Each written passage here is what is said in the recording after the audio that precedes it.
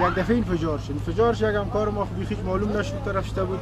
یکی من خودم بودم بیخی نفهمیدم که چی رقم شد. او دفتر ما کلش کانتینر است مکمل 70.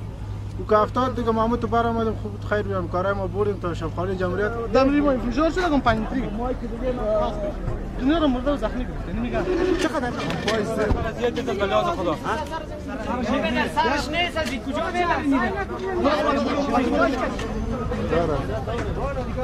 تاب از این تاب میخوره اونجا تاب چپا میگیری سرش کم